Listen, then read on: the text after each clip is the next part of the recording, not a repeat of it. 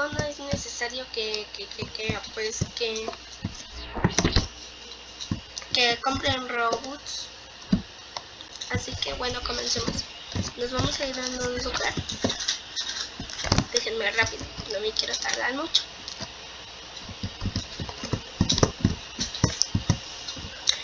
Rápido, no me importa si me visto, pues no van a saber el código. Se van aquí. No es necesario tener esta cabeza. Obvio, yo tengo otra. Ahorita les puedo dar un código de esta cabeza, pero en otro video. Van a cortar, pegan y tienen el ajedrez. No es literal. Y bueno, así, bueno, ojalá les haya gustado. Adiós.